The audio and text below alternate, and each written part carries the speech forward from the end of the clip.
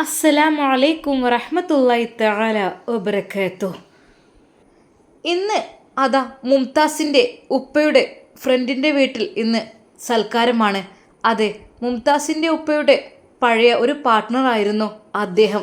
ആ അറബിയുടെ വീട്ടിലാണ് ഇന്ന് സൽക്കാരമുള്ളത്. ഐഷുമ്മയും മകൻ ഫൈസലും മുംതാസിൻ്റെ ഫാമിലിയും അവരെ പ്രത്യേകമായി അറബി ക്ഷണിച്ചിട്ടുണ്ട്. പഴയ സൗഹൃദമൊന്ന് പുതുക്കുവാനും ഒന്ന് കാണുവാനും കരുതിയതായിരുന്നു. എന്നാൽ അൽഹംദുലില്ലാ അറബി അവരെ വീട്ടിലേക്ക് ക്ഷണിക്കുകയായിരുന്നു. അങ്ങനെ അതാ മുംതാസിൻ്റെ ഉപ്പയും ഉമ്മയും മുംതാസും ഫൈസലും ഉമ്മയും അങ്ങോട്ട് പുറപ്പെടുകയാണ്. ഉമ്മയുടെ മനസ്സിൽ വല്ലാത്തൊരു വിഷമമുണ്ട്, വേദനയുണ്ട്. പഴയ സന്തോഷം ഉമ്മാക്കില്ല. എന്താണെന്നറിയില്ല, എന്തൊക്കെയോ മനസ്സിനുള്ളിൽ വല്ലാത്തൊരു പ്രയാസം, ബുദ്ധിമുട്ട്. ഫൈസൽ ഉമ്മയോട് പറയുന്നു, ഉമ്മ ഒന്നും പറ്റിയിട്ടൊന്നുമില്ലല്ലോ, പിന്നെ എന്തിനാ ഉമ്മ എത്രമാത്രം ടെൻഷനാകുന്നത്? മോനെ ഒന്നുമില്ലടാ. എന്നാലും ഉമ്മ എന്നാലുമില്ല. ഉമ്മ നമ്മളെ ക്ഷണിച്ചതാണ്, നമുക്ക് അങ്ങോട്ട് പോകാം. അങ്ങനെ അതാ മകൻ്റെ നിർബന്ധത്തിനും പോരാത്തതിനും മുംതാസിൻ്റെയും ഉമ്മയുടെയും ഉപ്പയുടെയും നിർബന്ധത്തിന് വഴങ്ങി ഐഷുമ്മയും സൽക്കാരത്തിന് പോകുവാൻ വേണ്ടി ഒരുങ്ങുകയാണ്. കുറച്ചു സമയത്തെ യാത്രയ്ക്ക് ശേഷം അറബിയുടെ ആ ഒരു വീട്ടിലേക്ക് അവർ പ്രവേശിക്കുകയാണ്. ഫൈസലും ഉമ്മയും എല്ലാവരും കൂടെ അറബി കണ്ടപ്പോൾ എല്ലാവർക്കും വളരെയധികം സന്തോഷമാവുകയാണ്. എന്നാൽ അദ്ദേഹത്തിനെ യാ ഹബീബി എന്ന് പറഞ്ഞുകൊണ്ട് കെട്ടിപ്പിടിക്കുകയായിരുന്നു. കൈഫാലക് സെയിൻ, അൽഹംദുലില്ലാ. ഒരുപാട് കാലമായിരുന്നു ആ ഒരു ഫ്രണ്ട്ഷിപ്പ് തുടങ്ങിയിട്ട്. അതെ, അവരൊരു പാർട്ട്ണർഷിപ്പ് ഉള്ള ആളുകളുമായിരുന്നു. ബിസിനസ്സും കാര്യങ്ങളും അറബ് നാടുകളിലും സ്പ്രെഡായിരുന്നു. അവർ രണ്ടുപേരും ഒരുമിച്ചായിരുന്നു. പിന്നെ കുറച്ചായിട്ടുള്ളൂ നാട്ടിൽ സെറ്റിൽഡായിട്ട്. കാര്യമായിട്ട് അവർ ഇവിടെയൊക്കെ തന്നെ ആയിരുന്നല്ലോ. പഴയകാല ഒരു സുഹൃത്തു കൂടിയായിരുന്നു അദ്ദേഹം. വീണ്ടും അവരെ കണ്ടുമുട്ടിയതിൽ വളരെയധികം അവർ സന്തോഷിച്ചു. ഫൈസലിനെയും സ്നേഹപൂർവ്വം വിളിച്ച് അവിടെ ഇരുത്തി. ഫൈസലിനെ ഷെയ്ഖാൻ കൊടുത്ത് പുറത്ത് തട്ടിക്കൊണ്ട് പറഞ്ഞു, മരുമകൻ എന്ത് ചെയ്യുന്നത്? ഒരു നിമിഷം ഫൈസൽ അത് കേട്ട് ഞെട്ടി. കൂടെ മുംതാസും. അറിയാതെ മുംതാസിൻ്റെ ചുണ്ടിലും ഒരു പുഞ്ചിരി വിടർന്നു. അറിയാതെ ഫൈസൽ മുംതാസിൻ്റെ മുഖത്തേക്ക് നോക്കി. അത് പെട്ടെന്ന് അതാ ഉപ്പ അങ്ങോട്ട് വന്നു. ആ അതെ, എന്തൊക്കെ തന്നെയാലും എല്ലാവർക്കും ഒന്ന് ഇവിടെ കാണാൻ പറ്റിയല്ലോ, അതും വലിയൊരു റാഹത്ത്. ഒരിക്കലും തൻ്റെ മരുമകനല്ല എന്നുള്ള കാര്യം മുംതാസിൻ്റെ ഉപ്പ പറഞ്ഞില്ല. അത് കേട്ടപ്പോൾ സത്യം പറഞ്ഞാൽ ഉമ്മാക്കും ശരിയാണ് വന്നത്. റബ്ബേ അല്ലാ, പഠിച്ചോനെ, അവർക്ക് ജീവിതം ഹയറാണെങ്കിൽ നീ ഇണയാക്കി കൊടുക്ക് റബ്ബേ രണ്ടാളെയും. സന്തോഷത്തോടെ അറബി അവരെ സ്വീകരിച്ചു. എന്നാൽ അറബിയുടെ ഭാര്യ അതാ ഷമ്മാസിൻ്റെ ഉമ്മയെയും മുംതാസിനെയും ഉമ്മയെയും അകത്തേക്ക് ക്ഷണിച്ചു. പഴയകാല ബന്ധമായിരുന്നു. എന്താണെന്നറിയില്ല, വീണ്ടും കണ്ടുമുട്ടിയപ്പോൾ അത് വല്ലാത്തൊരു സന്തോഷമായി തീർന്നു. മുംതാസിനെ കുറിച്ച് ഉമ്മ ചോദിക്കുന്നു, മോളെ കല്യാണം കഴിഞ്ഞിട്ടില്ലല്ലോ? ആ ഒരു വാക്കുകേട്ട് മുംതാസ് ഒരു നിമിഷം ഉമ്മയുടെ മുഖത്തേക്ക് നോക്കി. അതോ മരുമകനാണോ ആ വന്നത്? എനിക്ക് അറിയാത്തതുകൊണ്ട് ചോദിക്കാൻ കേട്ടോ. അത് സത്യം പറഞ്ഞാൽ അവർക്ക് എന്ത് പറയണമെന്നായിപ്പോയി. മരുമകനല്ല. കല്യാണം കഴിഞ്ഞിട്ടുണ്ടോ എന്ന് ചോദിച്ചാൽ ഉണ്ടെന്ന് പറഞ്ഞാൽ ഭർത്താവ് എവിടെ എന്ന ഒരു ചോദ്യത്തിനും ഉത്തരം നൽകേണ്ടി വരും. അവരെവിടെ മൗനം പാലിക്കുകയായിരുന്നു. പിന്നെ ഉമ്മ പറഞ്ഞു, ആ കല്യാണം കഴിഞ്ഞതാണ്, മരുമകനായിരിക്കില്ലേ? മാഷാ അല്ലാ, എന്തൊക്കെ തന്നെയാലും റാഹത്തായല്ലോ. ബിസിനസ്സിൻ്റെ കാര്യങ്ങളൊക്കെ നോക്കി നടത്താനും വേണമല്ലേ ഒരാൾ. ആ അതിൻ്റേതായ രീതിയിൽ നമുക്കനുസരിച്ച് സ്വഭാവമുള്ളതിനെ പറ്റുള്ളൂ.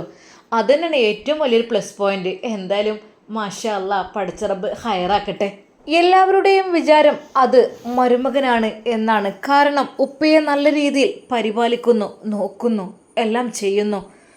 സത്യം പറഞ്ഞാൽ ശരിക്കും ഒരു മകന് പോലും അങ്ങനെ ചെയ്യില്ല. ആ രീതിയിലാണ് ഫൈസലെ ഉപ്പയെ സംരക്ഷിക്കുന്നതും എല്ലാ കാര്യത്തിനും മുൻപന്തി നിൽക്കുന്നതും. സത്യം പറഞ്ഞാൽ ഒരിക്കൽ പോലും ഫൈസൽ തൻ്റെ കുടുംബത്തെ വിട്ട് പോകരുത് എന്നാണ് ആ ഉമ്മയും ഉപ്പയും ആഗ്രഹിക്കുന്നതും. അവർ അറബി വീട്ടിൽ നിന്ന് ഭക്ഷണമെല്ലാം കഴിച്ചു. റാഹത്തോടു കൂടി സന്തോഷത്തോടു കൂടി അവരോട് പറയുകയാണ്, എന്തായാലും ഇവിടെ 2 ദിവസം നിന്നിട്ട് പോകാം, എന്നിട്ടല്ലേ നിങ്ങൾ മദീനയിലേക്ക് പോകുന്നത്? എന്നാൽ ഉപ്പ പറയുന്നു, എനിക്കൊന്നും പറയാൻ പറ്റില്ല, എല്ലാം എൻ്റെ മോൻ ഫൈസി പറയുന്നതിനനുസരിച്ചേ പറ്റുള്ളൂ. ഫൈസി എങ്ങനെയൊക്കെ പ്ലാൻ ചെയ്തിക്കണ് പറയാൻ പറ്റൂലല്ലോ. ആ പിതാവിൻ്റെ ആ ഒരു വാക്കുകൾ. മോനെ ഫൈസി, ഉപ്പ വിളിക്കുന്നു. ആ ഉപ്പ. മോനെ, ഇവർ പറയുന്നത് 2 ദിവസം ഇവിടെ തങ്ങാനാണ്. ഇവിടെ സൗകര്യങ്ങളും കാര്യങ്ങളും എല്ലാം ഉണ്ടല്ലോ. നമുക്ക് ഇവിടെ 2 ദിവസം അങ്ങ് തങ്ങിയാലോ, എന്നിട്ട് മദീനയിലേക്ക് അങ്ങോട്ട് പോയാലോ. പിതാവിൻ്റെ ആ ഒരു വാക്ക് കേട്ട് ശരിക്കും ഫൈസല് എന്ത് ചെയ്യണമെന്നായിപ്പോയി. പിതാവിൻ്റെ ഉപ്പയുടെ ആഗ്രഹമാണ്, പക്ഷേ അത് ഇനിയിപ്പോൾ എന്താ ചെയ്യുക എനിക്കറിയുന്നില്ല. എന്നാൽ ഉമ്മയോട് ഈ ഒരു കാര്യം ഫൈസൽ സംസാരിക്കുന്നു. ഉമ്മക്ക് ഇഷ്ടപ്പെട്ടോ ഇവിടെ? മോനെ അൽഹംദുലില്ലാ റാഹത്താനടാ, അറബി വീട്ടിൽ എന്നൊക്കെ പറഞ്ഞാൽ സന്തോഷമാണ്. ഉമ്മാൻ്റെ മനസ്സത്തെ വിഷമമൊക്കെ മാറിയോ? മോനെ വിഷമം മാറിയിട്ടൊന്നുമില്ല, അതൊരു ഭാഗത്ത് ഇങ്ങനെ കനലായി എരിയുന്നുണ്ട്. എന്തൊക്കെ തന്നെയായാലും എൻ്റെ ഉമ്മ ഇത്രയധികം ഷാമോനോട് മിണ്ടാതെ നിൽക്കാറില്ലല്ലോ. ഇല്ല മോനെ, വിളിക്കട്ടെ. ഇനിയിപ്പോൾ ഞാൻ തന്നെ എല്ലായിടത്തും തോറ്റു കൊടുക്കും. എനിക്കൊരിക്കലും വാശിയും വൈരാഗ്യമില്ല. പക്ഷെ എൻ്റെ കുട്ടികളങ്ങനെ ചെയ്തപ്പോൾ എൻ്റെ മനസ്സൊക്കെ ഒരു വേദന തോന്നി, അതേ ഉള്ളൂ, അല്ലാതെ വേറൊന്നുമില്ല. ഉമ്മയുടെ കണ്ണീർ ഫൈസൽ തുടച്ചു കൊടുക്കുന്നതിനിടയിൽ പറഞ്ഞു. ഉമ്മക്ക് ഇവിടെ ഇഷ്ടപ്പെട്ടു എന്നല്ലേ പറഞ്ഞത്? ആ മോനെ, അപ്പോൾ ഇവിടുത്തെ അറബീച്ചൊക്കെ പറയുന്നുണ്ട് 2 ദിവസം നിങ്ങൾ ഇവിടെ നിന്നോളൂ. നമുക്കിവിടെ അവർക്ക് മക്കളില്ല. എന്തൊക്കെ തന്നെയാലും മക്കളില്ലാത്തത് കൊണ്ട് തന്നെ ഞങ്ങളെയൊക്കെ കണ്ടപ്പോഴേ നമ്മളൊക്കെ എല്ലാവരും കൂടി വന്നപ്പോൾ അവർക്ക് വല്ലാത്ത സന്തോഷമായി. ഒരുപാട് സ്വത്തും മുതലൊക്കെ ഉണ്ട്, പക്ഷെ മക്കളില്ലാഞ്ഞു കഴിഞ്ഞാൽ പിന്നെ ഇപ്പോൾ എന്തായിരിക്കും സ്ഥിതി. അതുകൊണ്ട് 2 ദിവസം നിന്നിട്ട് പോകാമെന്നാണ് പറയുന്നത്. ഉപ്പയും പറഞ്ഞു. മോനെ, ആ ഉപ്പ എന്താ പറഞ്ഞത്? ഉപ്പ ചോദിച്ചു നോക്കാം. ഉപ്പ എന്നോട് ഈ കാര്യം സംസാരിച്ചത് മോൻ പറഞ്ഞതനുസരിച്ചെന്നാണ് പറഞ്ഞത്. മോനെ, ആ പിതാവിന് അതിലൊരു സന്തോഷം കണ്ടെത്താനാവുന്നുവെങ്കിൽ അങ്ങനെ ആയിക്കോട്ടെ, നമുക്കിപ്പോൾ എന്താ, കുഴപ്പമൊന്നുമില്ലല്ലോ. എൻ്റെ മോൻക്ക് കുഴപ്പമൊന്നും, നമ്മളിഞ്ഞ് പോകുന്നത് വേറെ റൂം എടുത്ത് നിൽക്കാൻ തന്നെയല്ലേ. എന്തൊക്കെ തന്നെയാലും എൻ്റെ കുട്ടിയുടെ ആഗ്രഹം പോലെ തന്നെ അത് അങ്ങോട്ട് ആയിക്കോട്ടെ. ആ പിതാവിൻ്റെ ആഗ്രഹത്തിനനുസരിച്ച് നിൽക്കുക. എന്തായാലും എൻ്റെ കുട്ടിക്ക് എൻ്റെ ഉപ്പാൻ്റെ ഒപ്പം കൂടുതൽ നിൽക്കാൻ പറ്റില്ലല്ലോ. ആയിക്കോട്ടെ ഇൻഷാ അല്ലാ. വിശാലമായ ആ ഒരു വലിയ വീട്ടിലെ നല്ല റൂമുകളിൽ അവർക്ക് സൗകര്യം ചെയ്തു കൊടുക്കുന്നു. അവിടുത്തെ സെർവൻസ് എല്ലാം ചെയ്ത് കൊടുക്കുകയാണ് എല്ലാ സൗകര്യങ്ങളും. പ്രത്യേകിച്ച് ഫൈസലിനും മുഹ്സിനക്കുള്ളതും ഒക്കെ അവർ ചെയ്തു കൊടുത്തിട്ടുണ്ട്. അങ്ങനെ അതാ അവർ ഫൈസലിനോടും മുഹ്സിനയോടും ആ റൂമിലേക്ക് കിടക്കുവാൻ വേണ്ടി ആവശ്യപ്പെടുന്നു. മക്കൾ ഇവിടെ കിടന്നോളൂട്ടോ, വിശാലമായ സൗകര്യമുള്ള ഒരു റൂമാണത്. ഒരു നിമിഷം ഫൈസൽ ഞെട്ടിപ്പോയി. അത് സമയമായില്ലല്ലോ.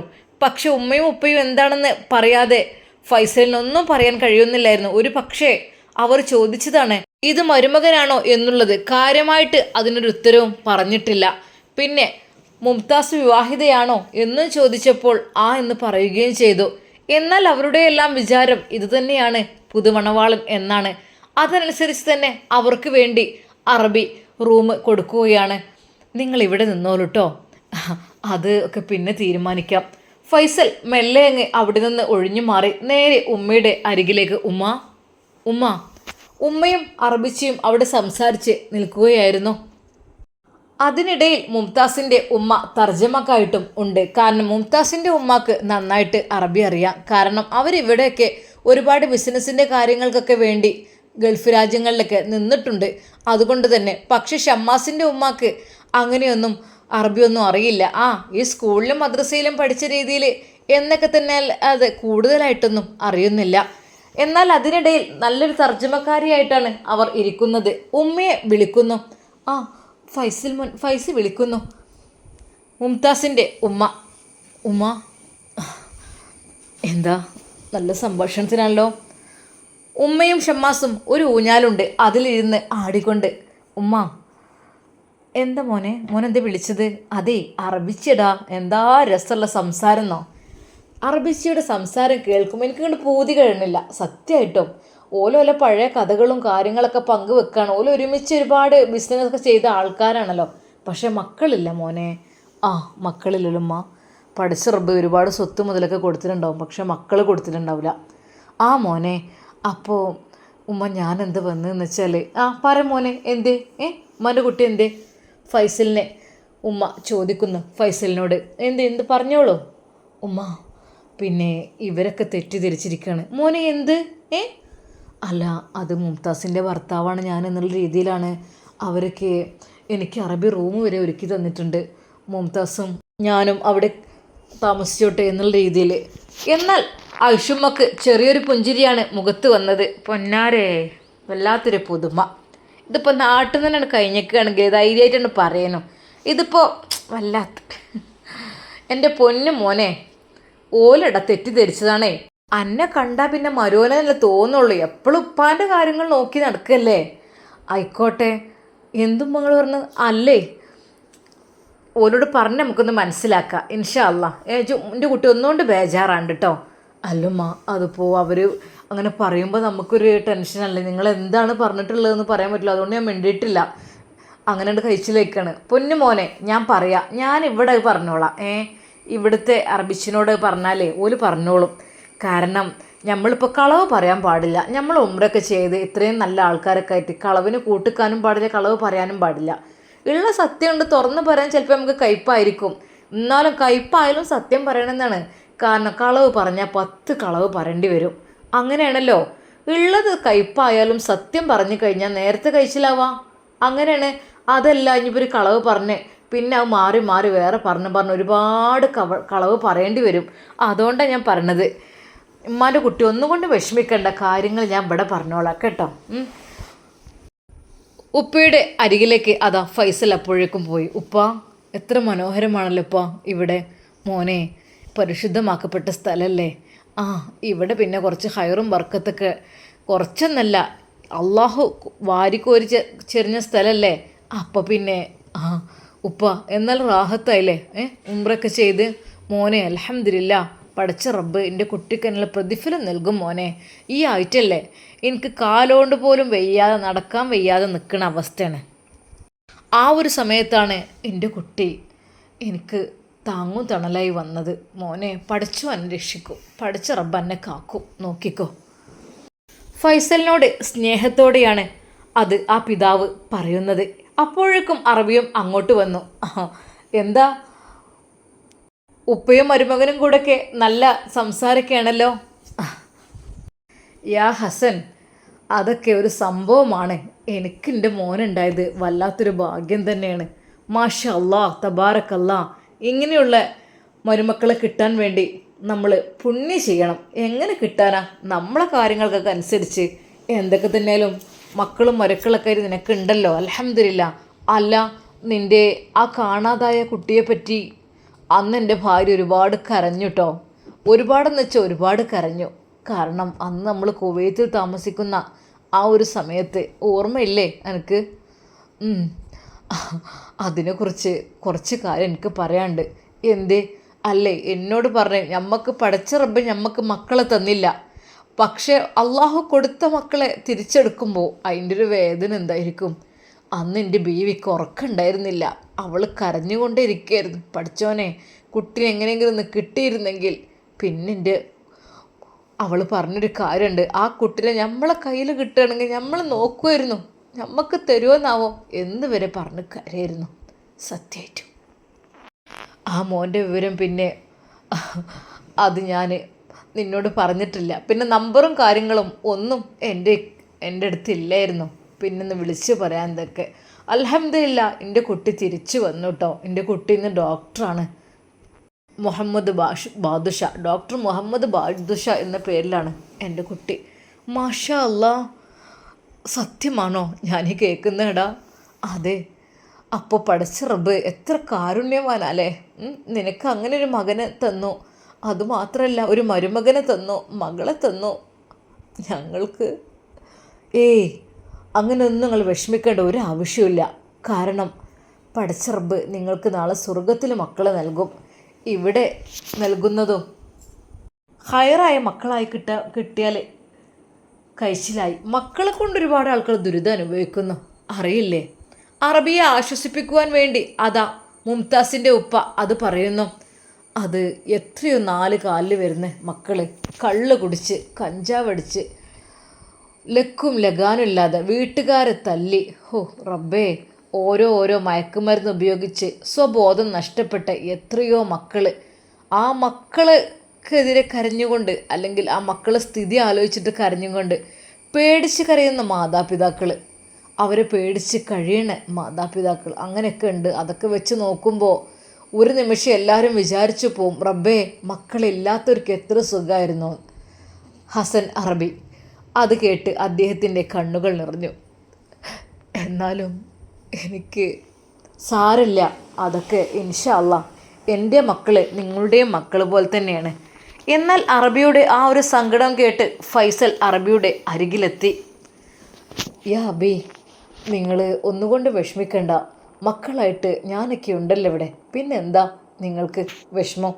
അറബിയോടുള്ള സ്നേഹത്തോടെയുള്ള ആ ഒരു പെരുമാറ്റം ഹസൻ അറബിയിൽ വളരെയധികം സന്തോഷം ഉണ്ടാക്കി. മോനെ, ഈ ഒരു വാക്ക് മതിയടാ, ഈ ഒരു വാക്ക് മതി, എന്തിനാണ് കുറേ. എന്നാൽ മുംതാസിൻ്റെ ഉപ്പ അവനെക്കുറിച്ച് പരിചയപ്പെടുത്തുകയാണ്. നല്ല മോനാണ്, മാഷാ അല്ലാ, എല്ലാം കൊണ്ടും. പക്ഷേ എനിക്കൊരു യഥാർത്ഥ സത്യം പറയാനുണ്ട്. എന്ത് പറ്റി? നീ നേരത്തെ പറഞ്ഞല്ലോ മക്കളില്ലാത്തതിൻ്റെ വേദന. ശരിയാണ്, എനിക്കെൻ്റെ മകനെ നഷ്ടപ്പെട്ടു പോയിരുന്നു. എൻ്റെ ഭാര്യയും ഞാനും കരഞ്ഞു കലങ്ങിയ കണ്ണുകളുമായിട്ട് ഒരുപാട് ദിവസങ്ങൾ, മാസങ്ങൾ, വർഷങ്ങൾ എൻ്റെ കുട്ടിയെ കാത്തിരുന്നു. എന്നാൽ അൽഹംദുലില്ലാ പല അത്ഭുതങ്ങളും സംഭവിച്ചിട്ടോ. എൻ്റെ മോളെ അവനക്ക് വേണ്ടി നിക്കാഹ് വരെ. പക്ഷെ അറിയില്ലല്ലോ, പടച്ച റബ്ബിൻ്റെ വിധിയായിരിക്കും അതൊക്കെ.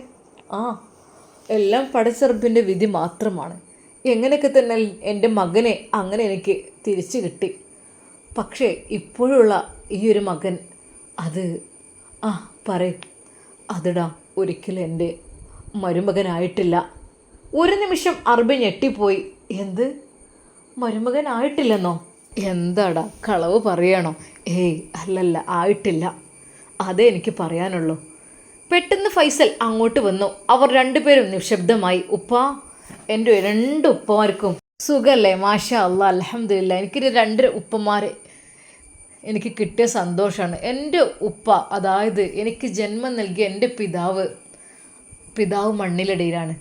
പിതാവിനെ എനിക്ക് കൂടുതൽ ദിവസമൊന്നും കാണാനൊന്നും കഴിഞ്ഞിട്ടില്ല. പെട്ടെന്ന് എൻ്റെ ഉപ്പ മരിച്ചു. പക്ഷേ അതിന് പകരമായി രണ്ട് പിതാക്കളെ എനിക്ക് പടച്ച റബ്ബ് നൽകിയിരിക്കുന്നു. സത്യം പറഞ്ഞാൽ അവർ രണ്ടുപേരും വളരെയധികം സന്തോഷിച്ചു. ഫൈസൽ അവരെ വേണ്ട രീതിയിൽ സന്തോഷിപ്പിക്കുകയാണ്. രണ്ടു പേർക്കും ഫൈസലിനോട് വല്ലാത്ത സ്നേഹമാണ് തോന്നിയത്. അവർ കൂട്ടുകാർ തമ്മിൽ പറഞ്ഞു, എടാ കിട്ടുകയാണെങ്കിൽ ഇങ്ങനത്തെ മക്കളെ കിട്ടണം. എന്താലേ ആ കുട്ടിൻ്റെ ഒരു വാക്കും പ്രവൃത്തിയും എല്ലാം കൊണ്ടും അങ്ങനെ തന്നെ. എങ്ങനെടാ എനിക്ക് ഇങ്ങനെ ഒരു മരുമകനെ? അല്ല, നീ പറഞ്ഞത് മരുമകൻ ആയിട്ടില്ല എന്നല്ലേ? അതെന്താടാ അതിനർത്ഥം? അതൊക്കെ ഞാൻ പറയാം. പെട്ടെന്ന് അറബിയുടെ ഭാര്യ വിളിക്കുന്നു അദ്ദേഹത്തെ. ബാബാ, എൻ്റെ ബി വിളിക്കുന്നു, ഞാൻ ഒന്ന് പോയി നോക്കട്ടെ കേട്ടോ. ബാബാ, പിന്നെ നമ്മൾ എന്താ ഇന്ന് സ്പെഷ്യൽ എന്താണ് അവർക്ക് വേണ്ടി ഉണ്ടാക്കേണ്ടത്? എടീ, ചെറിയൊരു രഹസ്യം എന്നോട് പറയാനുണ്ട് എൻ്റെ കൂട്ടുകാരനെ. അത് അറിഞ്ഞിട്ട് അതിനനുസരിച്ച് നമുക്ക് എന്താ ചെയ്യാം. എന്തായാലും സെർവൻറ്റിനോട് എല്ലാ രീതിയിലുള്ള ഫുഡും ഉണ്ടാക്കാൻ പറ. കേരള ഫുഡും ആയിക്കോട്ടെ, അറബിക് ഫുഡും ആയിക്കോട്ടെ, എല്ലാം അവർ കഴിക്കട്ടെ. ബാബാ, ആയിക്കോട്ടെ. എന്താ നിൻ്റെ കണ്ണുകൾ നിറയുന്നത്? ഒന്നുമില്ല, എത്ര സന്തോഷമാണല്ലേ അവർക്ക്, മക്കളും മരുമക്കളൊക്കെ ആയിട്ട് അവരുടെ ജീവിതം. സത്യം പറഞ്ഞാൽ നമുക്കടി നീ വിഷമിക്കണ്ട. നമുക്കും പൊന്നു പോലൊരു മോനെ പടച്ചറബ് തന്നിട്ടുണ്ട്. എവിടെ? ഫൈസി എന്ന് വിളിക്കുന്ന ഫൈസൽ എന്ന മോനെ എന്നോടൊക്കെ എത്ര സ്നേഹത്തിലെ പെരുമാറുന്നത്. എന്നോട് പറഞ്ഞിട്ടുണ്ട്, നിങ്ങളും എൻ്റെ ഉപ്പയാണ്, ഉപ്പയുടെ സ്ഥാനത്താണ് ഞാൻ കാണുന്നതെന്ന്. അതുപോരെ? മാഷാ അല്ലാ. സത്യം പറഞ്ഞാൽ അറബിച്ചിക്കും വളരെയധികം സന്തോഷമായി. എന്നാൽ ഈ സമയം ഐഷുമ്മ കാര്യങ്ങളെല്ലാം അറബിച്ചിയോടൊന്ന് തുറന്നു പറയണം എന്ന് വിചാരിക്കുകയായിരുന്നു. അങ്ങനെ അറബിച്ചി വീണ്ടും അവരുടെ അടുക്കൽ വന്നിരുന്ന് സംസാരിക്കാൻ തുടങ്ങിയപ്പോൾ മുംതാസിനെ കുറിച്ച് അറബിച്ചി പറഞ്ഞു, നിങ്ങൾക്ക് പറ്റിയ മരുമകൾ തന്നെയാണ് കേട്ടോ. അതിൻ്റെ തർജ്ജമ ചെയ്തു കൊടുത്തുകൊണ്ട് അവരുടെ ഉമ്മയും മുംതാസും അത് കേട്ട് ചിരിച്ചു. എന്നാൽ അറബിച്ചിയോട് മാത്രമായി ഒരു കാര്യം പറയുവാനുണ്ട്. പക്ഷേ അത് സംസാരിച്ച് പറയുവാൻ ഐഷുമ്മക്ക് കഴിയില്ല എന്ന് തന്നെ പറയാം. കുറേയൊക്കെ അറബി ഒപ്പിക്കും എന്നല്ലാതെ. എന്നാൽ ഈ ഒരു വിവരം എങ്ങനെയെങ്കിലും ഇവരെ അറിയിക്കാഞ്ഞാൽ ശരിയാവില്ല എന്നുള്ള കാര്യം പറയുകയാണ്. അങ്ങനെ എന്തൊക്കെ തന്നെയായാലും അതാ അറബിയോട് മുംതാസിൻ്റെ ഉപ്പ കാര്യങ്ങൾ വിവരിക്കുന്നു. ഫൈസൽ ഇല്ലാത്ത സമയം, ഹസൻ, എനിക്ക് നിന്നോട് കാര്യം പറയാനുള്ളത് മറ്റൊന്നുമല്ല. എൻ്റെ മരുമകനല്ല എന്ന് ഞാൻ പറഞ്ഞല്ലോ. മരുമകനായിട്ടില്ലടാ. എൻ്റെ മരുമകനുണ്ടായിരുന്നു. അവൻ കുറച്ച് വശപ്പിശകായതുകൊണ്ട് എൻ്റെ മോൾക്ക് അവിടെ നിൽക്കാൻ താല്പര്യപ്പെട്ടില്ല. അവൾക്കത് ഇഷ്ടപ്പെട്ടില്ല. അമേരിക്കയിലായിരുന്നു അവളെ കല്യാണം കഴിച്ചത്. യാ അല്ലാ, എന്നിട്ട്? ഇഷ്ടപ്പെട്ടില്ല. അവൾക്കൊട്ടും താല്പര്യമില്ലായിരുന്നു. നോ നോ നോ, ഒരിക്കലും അങ്ങനെ ഇഷ്ടമില്ലാത്തവർക്ക് പറഞ്ഞേക്കരുത്.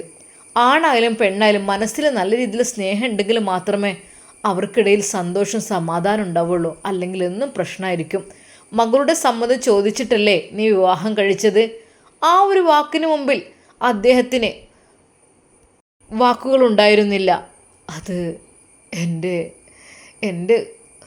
ശരീരം, എൻ്റെ ആയുസ് എല്ലാം നോക്കുകയാണെങ്കിൽ പറ്റേ വീക്കായി വന്നപ്പോഴേ ഇനി എൻ്റെ കുട്ടിയുടെ കല്യാണം കാണാനും എൻ്റെ കുട്ടിയെ ആളുടെ കയ്യിൽ ഏൽപ്പിച്ചാൽ എനിക്ക് സമാധാനമാവുള്ളൂ എന്ന് വിചാരിച്ചു. ഞാൻ കാര്യങ്ങൾ സംസാരിച്ചപ്പോൾ പാവം എൻ്റെ കുട്ടി ഒന്നും മിണ്ടേയില്ല. അവളൊന്നും മിണ്ടേയില്ല. അങ്ങനെ അങ്ങതാണ് നടത്തി. പക്ഷേ ഇനി ഒരിക്കലും അവളെ പറഞ്ഞേക്കരുത്. അപ്പോൾ ഇവൻ ഫൈസൽ, അത് എൻ്റെ ഒരു ബിസിനസ്സിൻ്റെ പാർട്ട്ണറാണ്. പക്ഷേ എൻ്റെ മകൻ്റെ സ്ഥാനത്താണ് എന്നെ നോക്കുന്നത്. പെട്ടെന്ന് അറബി ആ ഒരു കാര്യം പറഞ്ഞു. അല്ല, എന്താ ഇതങ്ങ് തീരുമാനിച്ചൂടെ? നിങ്ങൾക്ക് കുഴപ്പമൊന്നുമില്ലെങ്കിൽ രണ്ടു പേർക്കും സമ്മതമാണെങ്കിൽ ഇതങ്ങ് നടത്തല്ലേ നല്ലത്? അവർ സന്തോഷത്തോടു കൂടി ജീവിക്കട്ടെ. രണ്ടുപേരുടെയും മനസ്സൊന്ന് ചോദിച്ചറിഞ്ഞൂടെ? അവരുടെ വിശേഷങ്ങളൊന്ന്, അവരുടെ മനസ്സിലെന്താണെന്ന് ചോദിച്ചറിഞ്ഞിട്ട് സമ്മതമാണെങ്കിൽ ഈ പുണ്യഭൂമിയിൽ വെച്ചാണ് നടത്തിക്കൂടെടാ. അത് തൻ്റെ പ്രിയപ്പെട്ട ഹസൻ ബിൻ അലി എന്ന് പറഞ്ഞ അറബിയുടെ ആ ഒരു വാക്ക് കേട്ട് ശരിക്കും മുംതാസിൻ്റെ ഉപ്പയുടെ മനസ്സിൽ ഒരുപാട് സുന്ദര സ്വപ്നങ്ങൾ വിരിഞ്ഞു. അതെ, മാഷാ അല്ലാ, എന്തേ നീ ആലോചിച്ച് നോക്ക്. മനസ്സിൽ എനിക്ക് ആഗ്രഹമുണ്ട്, പക്ഷേ അവരോട് കൂടി ചോദിക്കണ്ടേ? എന്തൊക്കെ തന്നെയല്ലോ ഇൻഷാ അല്ലാ നിങ്ങൾ നാട്ടിലേക്ക് പോകുന്നതിന് മുമ്പായിട്ട് പുണ്യമായ സ്ഥലത്ത് മക്കയിലോ മദീനയിലോ വെച്ച്, അതിലെനിക്ക് തോന്നുന്നു മദീനയിൽ വെച്ചാകുമ്പോൾ ഒന്നുകൂടി അതൊരു ഭംഗിയായിരിക്കും എന്നുള്ളത്. അങ്ങനെയാണെങ്കിൽ ഇൻഷാ അല്ലാ നമുക്ക് അതങ്ങോട്ട് നടത്തിക്കൂടെ? അതങ്ങ് നടത്തിയിട്ട് നാട്ടിലേക്ക് പോയാൽ പോരെ? കൂട്ടുകാരൻ്റെ ആ ഒരു വാക്കുകൾ ഉപ്പയുടെ മനസ്സിലും ഒരുപാട് സന്തോഷങ്ങൾ ഉള്ളതാക്കി. മക്കളോടൊക്കെ ഒന്ന് ചോദിച്ച് നോക്കട്ടെ. ചോദിച്ചിട്ട് അതിനനുസരിച്ച് മക്കൾ ഇഷ്ടപ്പെടും. അവരെ കണ്ടാൽ തന്നെ അറിയാം രണ്ടുപേരും നല്ല ജോഡികളാണ്. അവരെല്ലാം കൊണ്ടും ചേർച്ചയാണ്. അവർ രണ്ടുപേരും നല്ല മക്കളാണ് രണ്ടുപേരും. അറബിയുടെ ആ വാക്കുകൾ ഉപ്പയുടെ മനസ്സിൽ കൂടുതൽ സന്തോഷം ഉളവാക്കി. എന്തൊക്കെ തന്നെയാലും തൻ്റെ ഭാര്യയോട് കൂടെ ഒന്ന് സംസാരിക്കട്ടെ എന്നുള്ള കാര്യം അതാ അദ്ദേഹം പറയുന്നു. മുംതാസിൻ്റെ ഉപ്പ മുംതാസിൻ്റെ ഉമ്മയെ വിളിച്ച് കാര്യങ്ങൾ പറയാണ്. അതെ, അറബി ഒക്കെ കണ്ടുപിടിച്ചിട്ടോ. അതായത് ഞാൻ തന്നെ പറഞ്ഞു. എന്താ പറഞ്ഞത്? അല്ലേ, മരുമകനാണോ ചോദിച്ചപ്പോൾ ഞാൻ അതിനെന്താണ് ഉത്തരം പറയാമെന്ന് വിചാരിച്ചല്ലോ. അപ്പോൾ കാര്യങ്ങൾ പറഞ്ഞോ മാഷാ അല്ലാ, അതേതെങ്കിലും നന്നായി. എന്നിട്ട് അവർ പറഞ്ഞു, രണ്ടു പേർക്കും സമ്മതമാണെങ്കിൽ നിക്കാഹ് നടത്തിക്കോളി, പുണ്യഭൂമിയിൽ വെച്ച് ഇവിടെ നടത്തിയ നല്ല ബർക്കത്തായിരിക്കും എന്നും പറഞ്ഞു. സത്യം പറഞ്ഞാൽ മുംതാസിൻ്റെ ഉമ്മയുടെ കണ്ണുകൾ നിറഞ്ഞു. അല്ലാ പഠിച്ചോനെ, ഓൾക്ക് സമ്മതമായാൽ മതിയായിരുന്നു. ഈ വിവരം നേരെ മുംതാസിൻ്റെ ഉമ്മ അതാ ഐഷുമ്മയോടും പറയുന്നു. അറബി പറഞ്ഞ കാര്യങ്ങളെല്ലാം പറഞ്ഞു. എന്നാൽ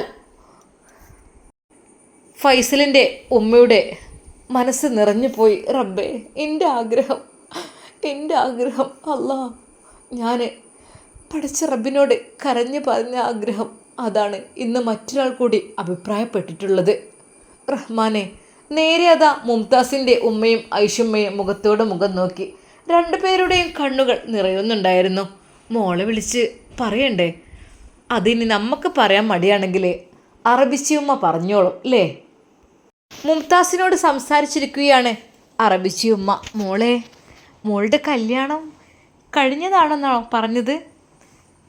ഒരു നിമിഷം അവളുടെ മനസ്സ് ആകെ സങ്കടത്തിലായി. അത് അറബിയമ്മ, കല്യാണം കഴിഞ്ഞിരുന്നു. പക്ഷേ എനിക്ക് അദ്ദേഹത്തിൻ്റെ കൂടെ ജീവിക്കാൻ കഴിഞ്ഞില്ല. കാരണം അദ്ദേഹം ഞാനുമായി ഒരിക്കലും പൊരുത്തപ്പെട്ടു പോകാൻ തയ്യാറല്ലായിരുന്നു. അതുകൊണ്ട് എനിക്ക് അദ്ദേഹത്തെ ആ ബന്ധം ഒഴിവാക്കേണ്ടി വന്നു. മോളെ, സാരല്ല, അതൊന്നും സാരല്ല. നമ്മൾ തമ്മിൽ ഇഷ്ടമുണ്ടെങ്കിൽ മാത്രം, പൊരുത്തപ്പെട്ടു പോകാൻ കഴിയുന്നുണ്ടെങ്കിൽ മാത്രം നിന്നാൽ പോരെ. അത് എന്നിട്ട് നീ ഒഴിവാക്കിയില്ലേ? ഞാനൊക്കെ എന്നോ എൻ്റെ മനസ്സിൽ നിന്ന് ഒഴിവാക്കി കളഞ്ഞു. മോളെ വിഷമിക്കേണ്ട. അതിനെക്കുറിച്ചൊന്നും മോള് ചിന്തിക്കുകയും വേണ്ട. പടച്ചറബ് നിനക്കൊരു പക്ഷേ കരുതിയത് മറ്റെന്തെങ്കിലും ആയിരിക്കും. മോളെ, ഞാൻ മോളോട് ചോദിക്കണമെന്ന് വിചാരിച്ച് നിൽക്കുകയായിരുന്നു. എന്താ അറബിയമ്മ, എന്താണ്? അതെ മോള് പറഞ്ഞല്ലോ ആ ഒരു ബന്ധത്തിനോട് എനിക്ക് താല്പര്യമില്ല എന്നുള്ളത്. സത്യം പറഞ്ഞാൽ മോളെ, ഞാൻ തെറ്റിദ്ധരിച്ചിട്ടോ. എന്ത്? അല്ല, നിങ്ങളുടെ കൂടെ വന്ന ഫൈസി എന്ന് പേരുള്ള ആളുണ്ടല്ലോ, അദ്ദേഹം നിൻ്റെ ഭർത്താവാണെന്ന് മോളെ ഞാൻ തെറ്റിദ്ധരിച്ചു. എന്നോട് ക്ഷമിക്കണം. അത് സാരല്ല, അതിനിപ്പോൾ എന്താ മോളെ? അങ്ങനെയാണോ? എന്നാൽ ഞാൻ മോളോടൊരു ചോദ്യം ചോദിക്കട്ടെ? എന്താ റബിയമ്മ? അത് മോൾക്ക് അവൻ്റെ കൂടെ ജീവിക്കാൻ സമ്മതമാണോ?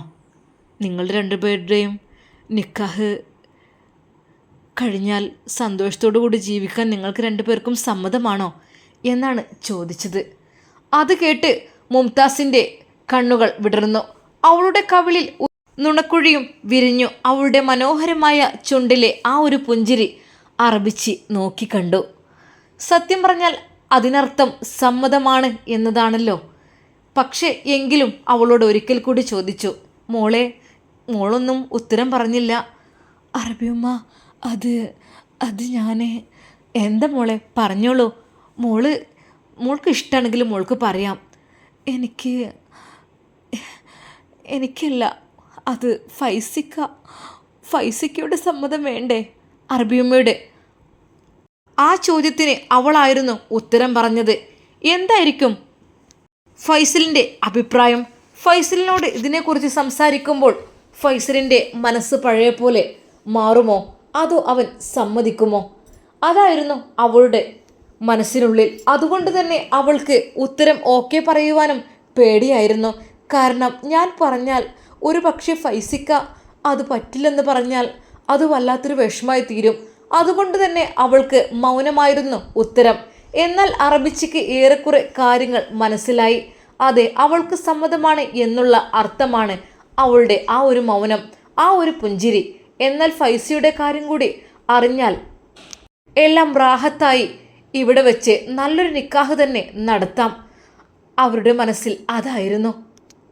ഫൈസലിനോട് ഈ കാര്യം ചോദിക്കുവാൻ വേണ്ടി തൽക്കാലം എൻ്റെ ഹസ്ബൻഡ് അറബിയെ തന്നെ ഏൽപ്പിക്കാമെന്നുള്ള കാര്യം അവർ വിചാരിക്കുകയാണ്.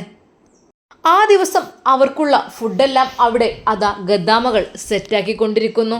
എല്ലാവർക്കും ഇഷ്ടപ്പെട്ട രീതിയിലുള്ള ഫുഡ് കഴിക്കാം. അറബിയുടെ വീട്ടിൽ നല്ല സൽക്കാരമായിരുന്നു അവർക്ക് ഒരുക്കിയിരുന്നത്. എന്തൊക്കെ തന്നെയായാലും ആ രാത്രി, അവർ ഒരുക്കിയ ആ മണിയറ, മുംതാസിനും ഫൈസലിനും വേണ്ടി ഒരുക്കിയ ആ റൂം, അത് ശരിക്കും അവർ വിചാരിച്ച രീതിയിൽ സംഭവങ്ങളെല്ലാം അല്ലാത്തത് കൊണ്ട് തന്നെ ഫൈസൽ മാത്രമായിരുന്നു ആ റൂമിൽ കിടന്നിരുന്നത്. പെട്ടെന്ന് അറബി ആ റൂമിലേക്ക് വന്നു. മോനെ ഫൈസി. അർബ. പെട്ടെന്ന് ഫൈസൽ ബഹുമാനത്തോടെ എഴുന്നേറ്റു. അവൻ വാതിൽ ചാരിയിട്ടേ ഉണ്ടായിരുന്നുള്ളൂ. മോനെ അവിടെ കിടന്നോളൂ, കുഴപ്പമൊന്നുമില്ല, ഇരുന്നോളൂ. എഴുന്നേറ്റ് നിൽക്കൊന്നും വേണ്ട. അതിനെന്താ, നിങ്ങളുടെ ഉപ്പയുടെ ഫ്രണ്ടായിരുന്നു ഞാൻ, ഉപ്പയുടെ സ്ഥാനത്തല്ലേ. മോനെ, നിങ്ങൾക്ക് വേണ്ടി ഒരുക്കിയ മണിയറയായിരുന്നു ഞാനിത്. ഒരിക്കലും ഒറ്റയ്ക്ക് കിടന്നാൽ ഇവിടെ ഒരു സന്തോഷം കിട്ടില്ല. അതെ, ഒരിണയെ വേണ്ടേ? അതിന് പെട്ടെന്ന് ഫൈസൽ അത് കേട്ടപ്പോൾ ഒരു നിമിഷം അറബിയുടെ മുഖത്തേക്ക് നോക്കി. അത് ഉപ്പ, ഞാൻ അല്ല മോനോട് ഞാനൊരു കാര്യം ചോദിച്ചോട്ടെ? എന്തൊക്കെ തന്നെയാലും കാര്യങ്ങളുടെയൊക്കെ കിടപ്പ് ഇങ്ങനെയൊക്കെയാണെന്ന് പിന്നീടാണ് മനസ്സിലായത്. ഞാൻ സത്യമായിട്ടും വിചാരിച്ചത് എൻ്റെ കൂട്ടുകാരൻ്റെ മകൾ മുംതാസിൻ്റെ ഭർത്താവാണ് നിങ്ങളെന്നാണ് ഞാൻ തെറ്റിദ്ധരിച്ചത്. അറിയില്ലായിരുന്നല്ലോ. എന്തൊക്കെ തന്നെയാലും പിന്നെ കാര്യങ്ങളെല്ലാം അറിഞ്ഞു. മുംതാസിൻ്റെ ജീവിതത്തെക്കുറിച്ചും അറിഞ്ഞു. അപ്പോൾ മോനോട് ഞാൻ ഒരു കാര്യം ചോദിക്കട്ടെ? ആ, എന്താ അർബ? എന്താണ്? എന്ത് വേണമെങ്കിലും അങ്ങക്ക് എന്നോട് ചോദിക്കാം. മോനെ, മുംതാസിനെ മോന് നിക്കാഹ് കഴിക്കാൻ സമ്മതമാണോ? അത് കേട്ട് ഒരു നിമിഷം ഫൈസൽ ഞെട്ടിപ്പോയി. അറബി അവൻ്റെ ചുണ്ടുകളിലേക്ക് തന്നെ നോക്കിക്കൊണ്ടിരുന്നു. അവൻ്റെ മനോഹരമായ ആ ചുണ്ടുകൾ ചലിക്കുന്നുണ്ടോ എന്നറിയുവാൻ വേണ്ടിയിട്ട്. എന്തായിരിക്കും ഫൈസലിൻ്റെ മറുപടി? മുംതാസിനെ നിക്കാഹ് കഴിക്കാൻ സമ്മതമാണ് എന്നോ അല്ല എന്നോ എൻ്റെ പ്രിയപ്പെട്ട കൂട്ടുകാർ ഇതിന് ഒരു ഉത്തരം നൽകണം. ഫൈസൽ നിക്കാഹിന് സമ്മതിക്കുമോ ഇല്ലയോ? നിങ്ങളുടെ അഭിപ്രായങ്ങൾ കമൻ്റായിട്ട് രേഖപ്പെടുത്തുക. ഇൻഷാ അല്ലാ. പ്രിയപ്പെട്ട കൂട്ടുകാരെ, എല്ലാവർക്കും നല്ല ടെൻഷൻ ഉണ്ടാവില്ലേ? കാരണം നമ്മുടെ നുസൈബിൻ്റെയും ഷമ്മാസിൻ്റെയൊക്കെ സ്റ്റോറി അങ്ങനെ ആയി തീർന്നതിൽ ഇൻഷാ അല്ലാ എല്ലാം വഴിക്ക് വഴി റെഡിയായി വരും. പിന്നെ നിങ്ങളോട് പറയാനുള്ള പലരും എന്നോട് പറഞ്ഞു, ഷമ്മാസും നുസൈബയും ഇനിയും പിരിഞ്ഞ് ജീവിക്കുകയാണെങ്കിൽ ഞങ്ങൾ കഥ കേൾക്കില്ല എന്നൊക്കെ. എന്തൊക്കെ തന്നെയാലും എല്ലാവർക്കും ഷമ്മാസിനോടും നുസൈബയോടുള്ള സ്നേഹം കൊണ്ടാണ് അങ്ങനെയൊക്കെ പറയുന്നത്. അതുപോലെ തന്നെ എനിക്കൊരുപാട് കമൻറ്റുകൾ കിട്ടുന്നതൊക്കെ എന്തായാലും നിങ്ങൾക്ക് അവരോടുള്ള ഒരു സ്നേഹം കൊണ്ടാണല്ലോ അല്ലേ? എനിക്കറിയാം, നന്നായിട്ടറിയാം. എന്തൊക്കെ തന്നെ നിങ്ങൾ കമൻറ്റ് കിട്ടുമല്ലോ കേട്ടോ, നിങ്ങളുടെ ഇഷ്ടത്തിന് കിട്ടുള്ളൂ. ഇൻഷാ അല്ലാ നമുക്കെല്ലാം നല്ല ഭംഗിയായിട്ട് കൊണ്ടുപോകണം. പിന്നെ എൻ്റെ പ്രിയപ്പെട്ട കൂട്ടുകാർ ഒരിക്കലും വിഷമിക്കരുത് കേട്ടോ. കാരണം ഞാൻ ഓരോ കഥ പറയുമ്പോഴും അതിലൊക്കെയുള്ള കഥാപാത്രങ്ങൾ അനുഭവിച്ച കഥകളാണ്. ഇതിൽ ഞാൻ പേരൊക്കെ മാറ്റി അവതരിപ്പിക്കുക തന്നെ ഉള്ളൂ.